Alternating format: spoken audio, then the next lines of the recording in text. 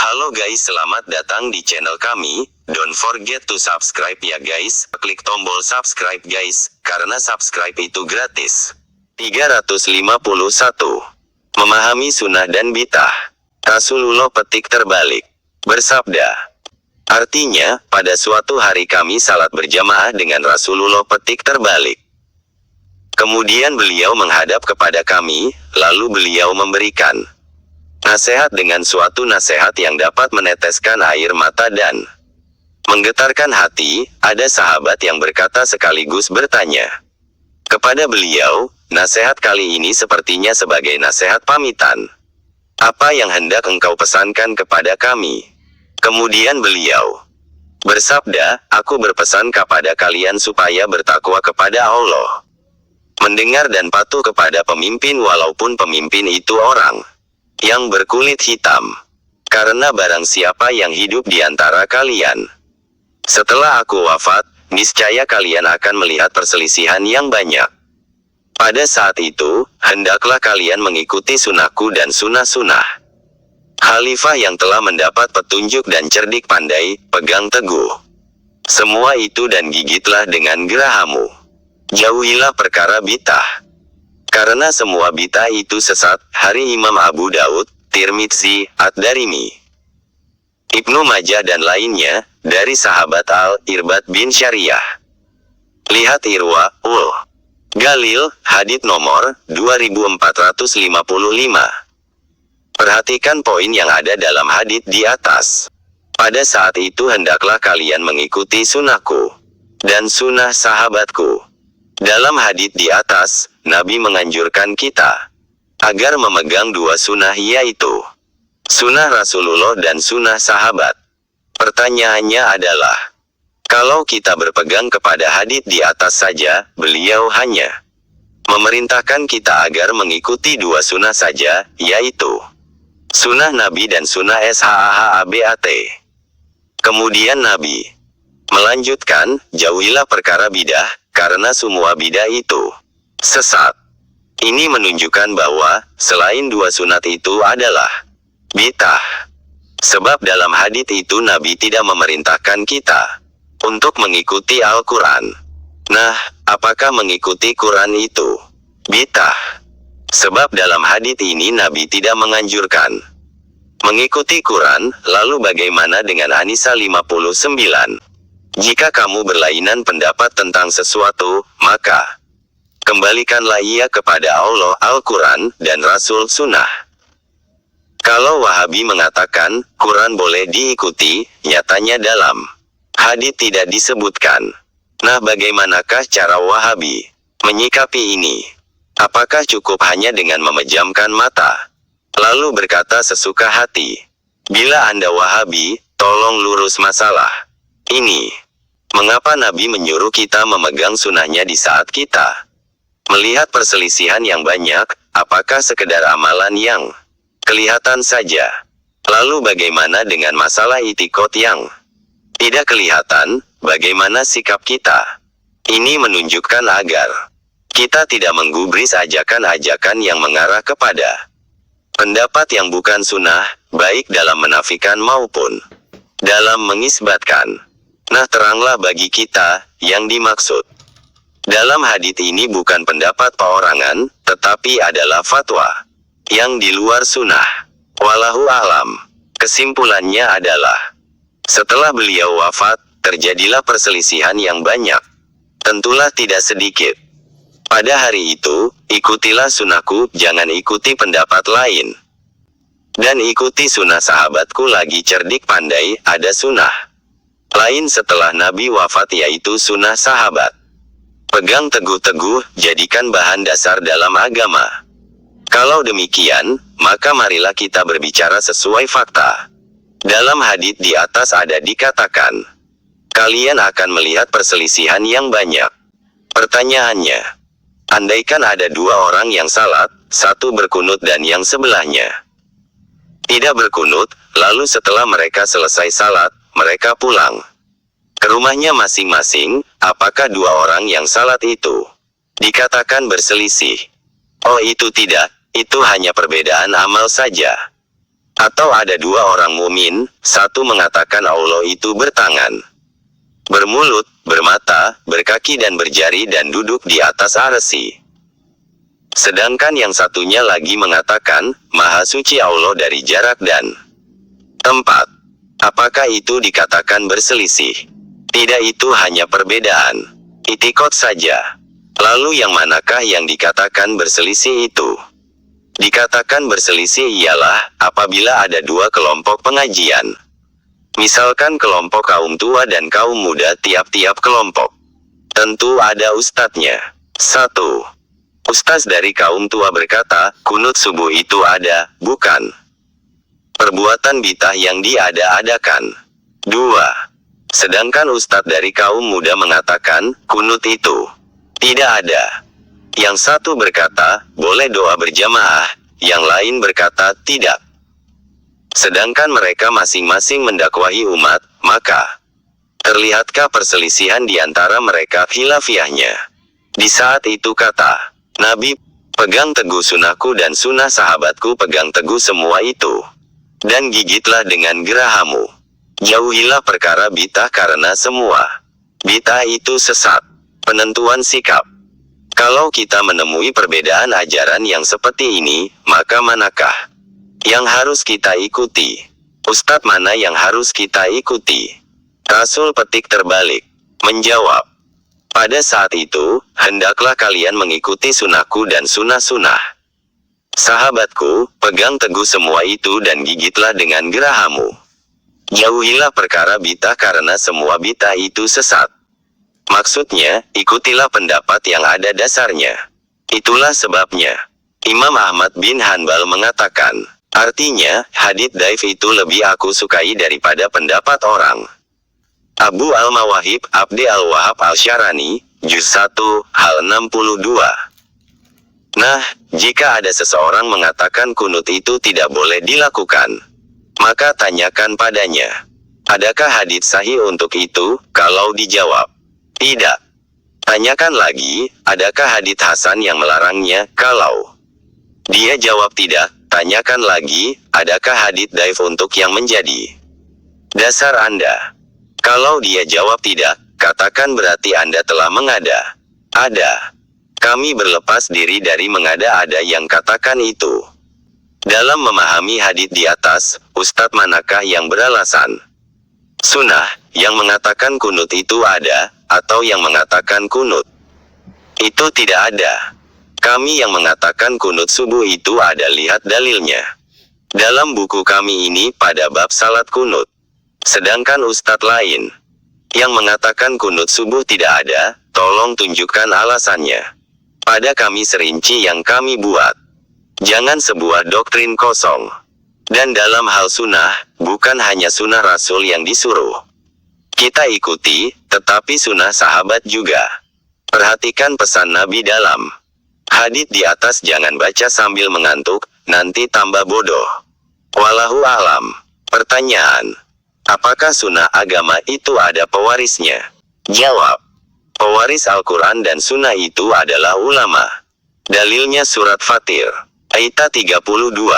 Kemudian kitab itu kami wariskan kepada orang-orang yang kami pilih di antara hamba-hamba kami, lalu di antara mereka ada yang menganiaya diri mereka sendiri dan di antara mereka ada yang pertengahan dan di antara mereka ada pula yang lebih dahulu berbuat kebaikan dengan izin Allah. Yang demikian itu adalah karunia yang amat besar.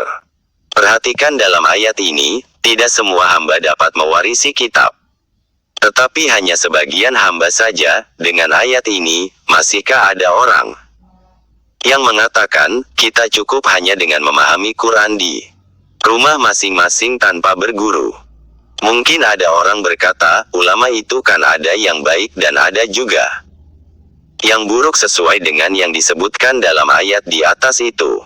Nah, kita tidak tahu mana yang baik dan mana yang buruk.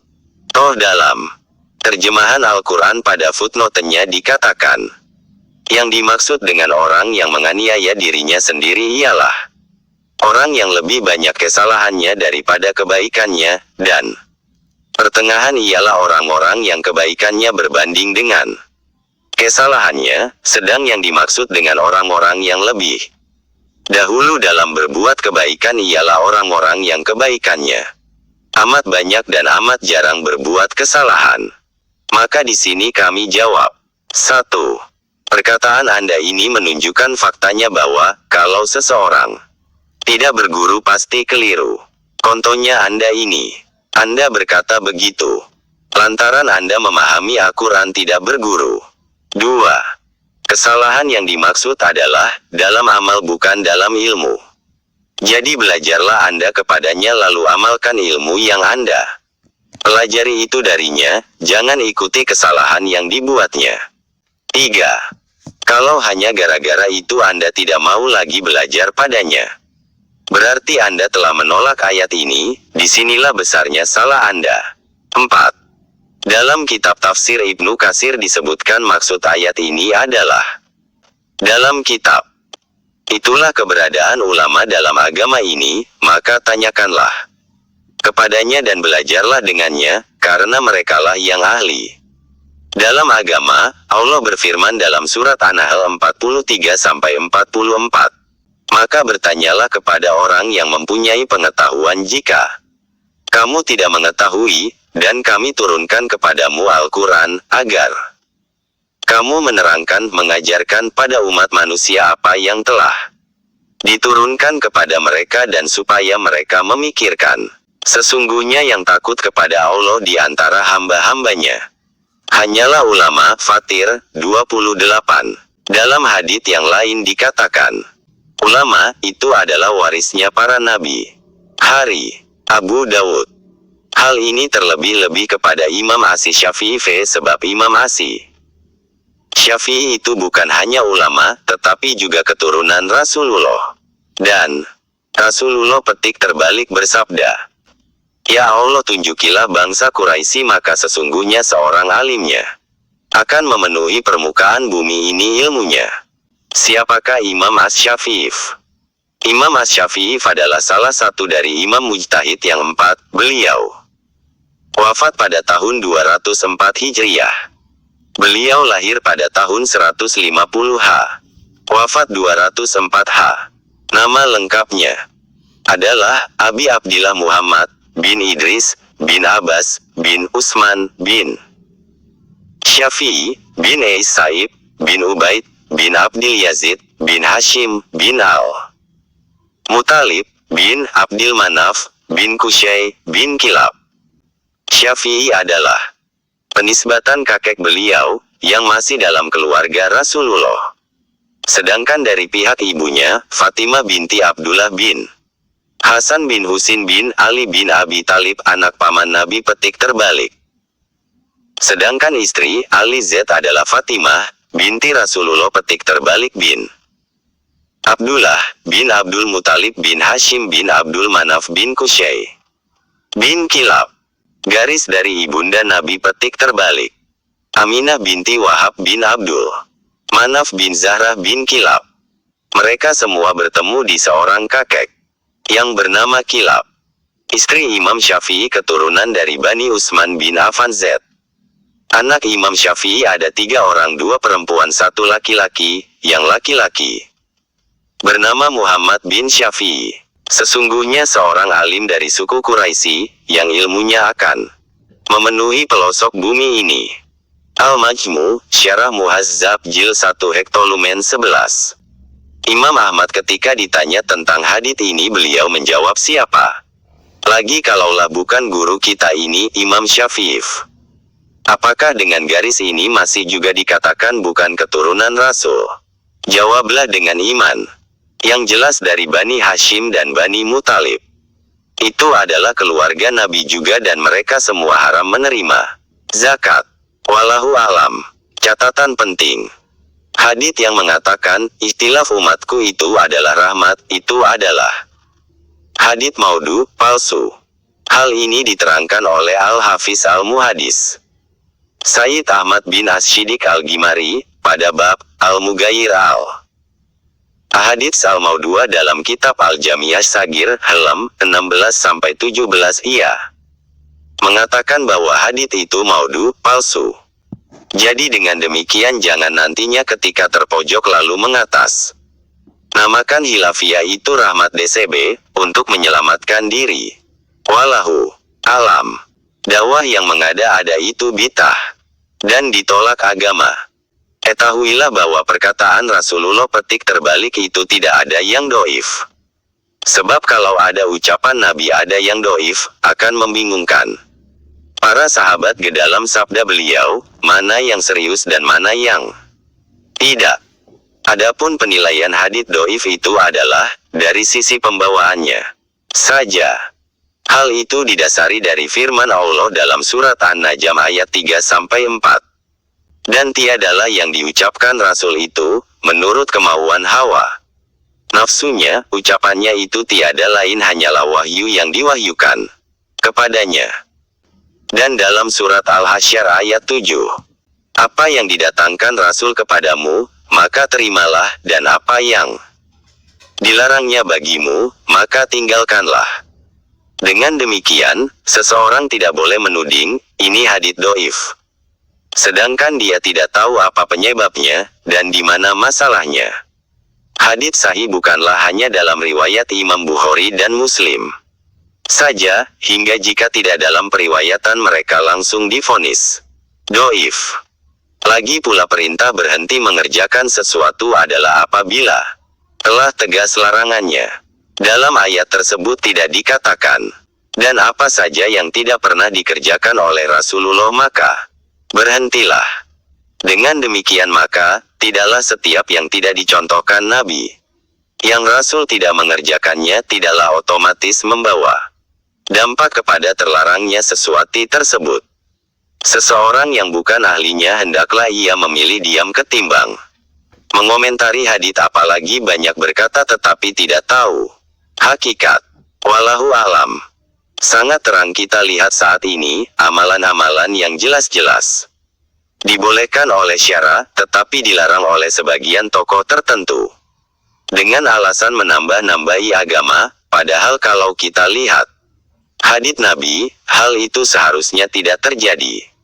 Diriwayatkan ketika turun surat Al-Maidah ayat 3, yaitu, telah kusempurnakan agamamu untukmu. Saat itu Umar bin Khattab menangis. Kemudian terjadilah dialog antara Nabi dengannya. Hai Umar, apa yang telah membuatmu menangis? Umar menjawab, kami masih menantikan tambahan dari agama kami. Apabila agama itu telah disempurnakan, niscaya tidak akan bertambah, melainkan berkurang. Nabi petik terbalik, bersabda, engkau benar.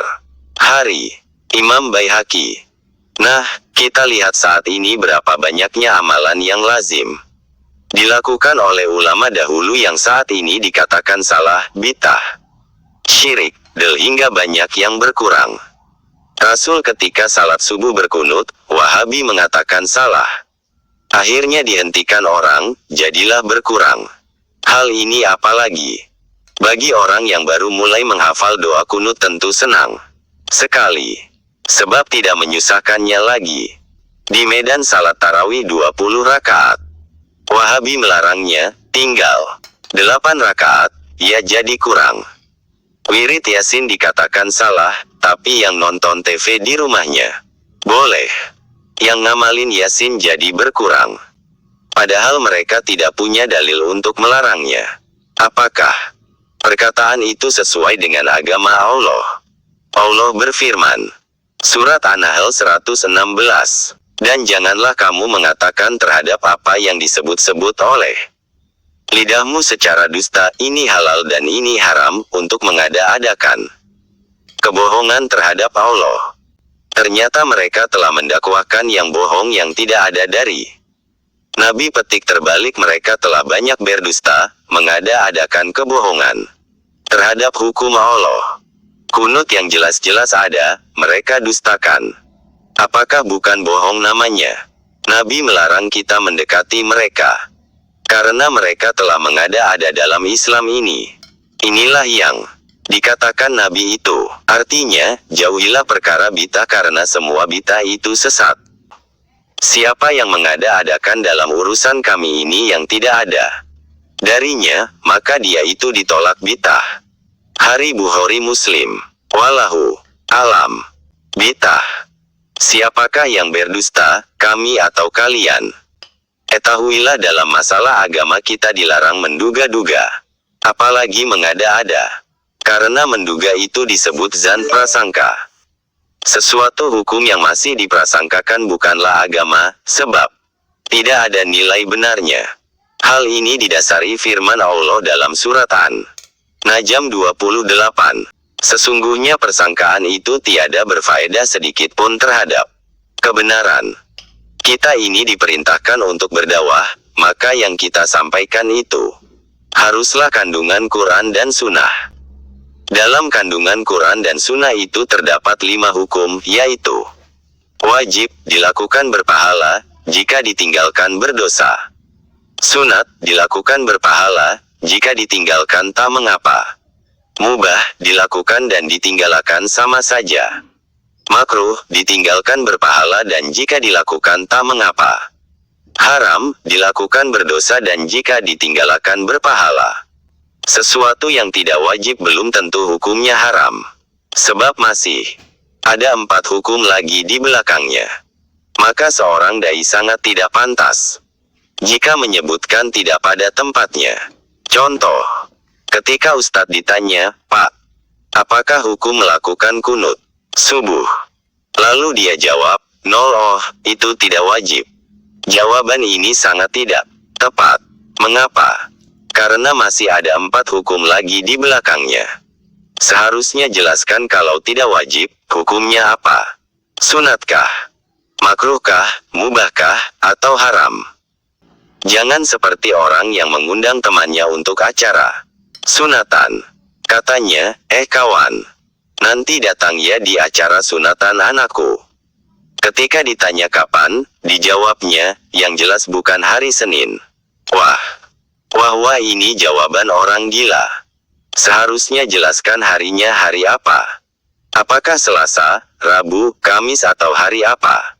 Sebab dalam seminggu itu ada 7 hari. Dalam menetapkan hukum Allah juga harus jelas. Maka siapa yang tidak menghukumkan seperti hukum Allah, ancamannya ada 3. Yaitu, fasik, zalim, kafir. Ketiga-tiganya akan menyeret seseorang ke dalam neraka. Perhatikan firman Allah dalam Quran ini. Al-Maidah 44-45 dan 47. Barang siapa tidak memutuskan perkara menurut apa yang diturunkan Allah, maka mereka itu adalah orang-orang yang fasik. Barang siapa tidak memutuskan perkara menurut apa yang diturunkan Allah, maka mereka itu adalah orang-orang yang zalim. Barang siapa yang tidak memutuskan menurut apa yang diturunkan Allah, maka mereka itu adalah orang-orang yang kafir. Perlu diketahui adalah perintah itu jatuhnya kepada 2 hukum, wajib atau sunat. Seperti perintah salat subuh dan perintah salat duha. Larangan itu pun jatuhnya kepada 2 juga, haram atau makruh. Seperti larangan memakan babi dan larangan memakan bawang. Sedangkan yang tidak jelas perintah dan larangannya dihukumkan mubah. Hal ini didasari firman Allah dalam Al-Isra, ayat 15. Dan kami tidak akan mengazab sebelum kami mengutus seorang rasul. Pada zaman sebelum Rasulullah petik terbalik, tidak ada istilah benar dan salah. Benar dan salah itu diketahui setelah Nabi petik terbalik dibangkitkan. Karena kebenaran itu ialah yang menurut Allah dan kesalahan juga ialah menurut Allah pula. Allah berfirman dalam surat Al-Baqarah 147. Kebenaran itu adalah dari Tuhanmu, sebab itu jangan sekali-kali kamu termasuk orang-orang yang ragu. Itulah sebabnya dalam ayat di atas dikatakan, kami tidak mengazab sebelum kami utus Rasul. Ini menunjukkan bahwa segala sesuatu itu pada dasar hukumnya boleh. Maka ketika Rasulullah datang lalu diterangkanlah mana yang perintah dan mana yang larangan dan mana yang tidak tertera, kembalilah kepada hukum asal yaitu boleh. Surat Baqarah ayat 29 berbunyi, Dialah Allah, yang menjadikan segala yang ada di bumi untuk kamu. Ini juga menunjukkan bahwa segala sesuatu itu pada dasarnya boleh, kecuali ada larangannya. Kemudian perhatikan hadits di bawah ini.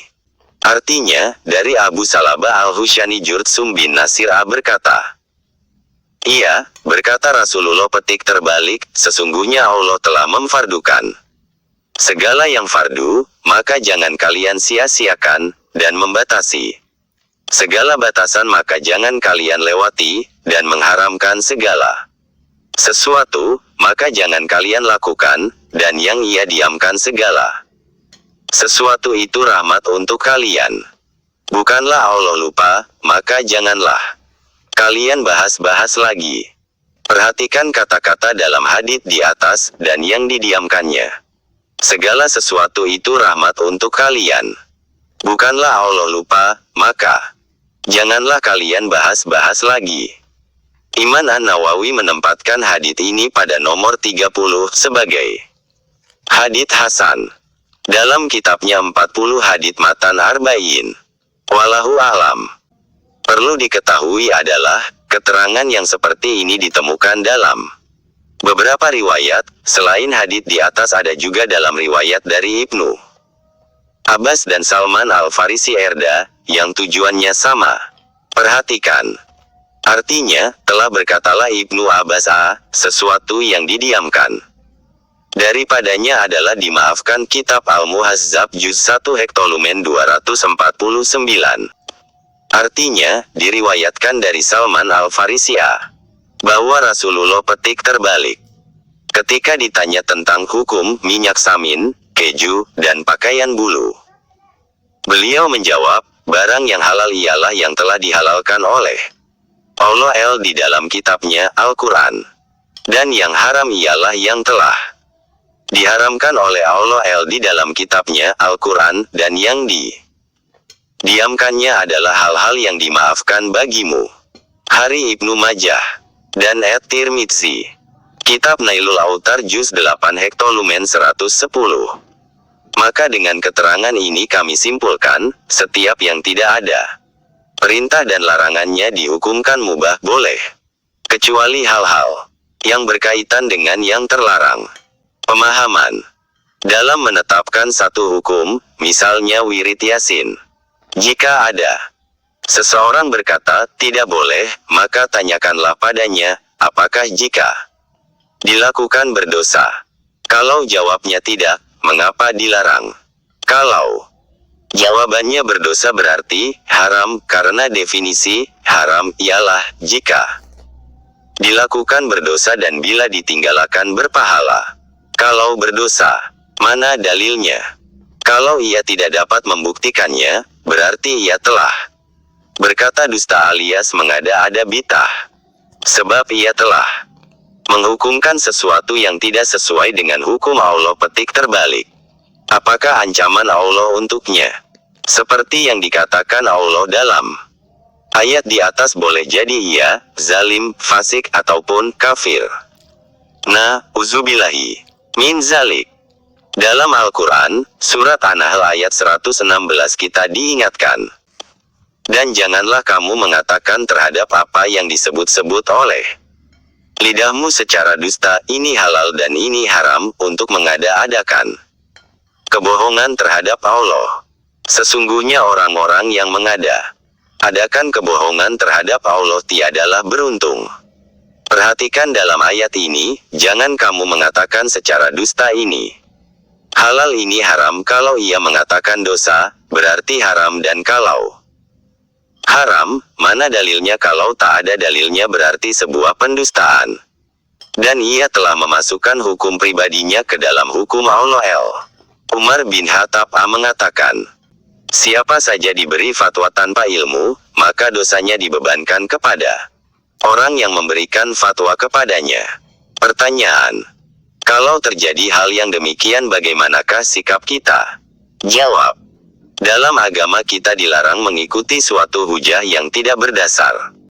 Sebab sesuatu yang tidak berdasar itu adalah bid'ah, yang bid'ah Bukanlah dikatakan ilmu dalam Islam, karena ilmu itu dipetik dari dua dasar hukum yaitu Al-Quran dan Sunnah. Kalau seseorang melarang tanpa ayat atau tanpa sunnahnya berarti pelarangannya itu bukan pelarangan agama, hanya pelarangan atopnya atau opungnya saja yang dicampurkan ke dalam agama. Dalam Al-Quran, Allah tegaskan begini, dan janganlah kamu mengikuti apa yang kamu tidak mempunyai ilmu tentangnya. Sesungguhnya pendengaran, penglihatan dan hati, semuanya itu akan diminta pertanggungan jawabnya. Al-Isra 36. Perhatikan, janganlah kamu mengikuti yang tidak berilmu. Kalau ada seseorang yang melarang seperti, tidak boleh baca Yasin di tempat orang mati DCB, maka tanyakan padanya, apakah ini larangan Anda atau larangan Allah?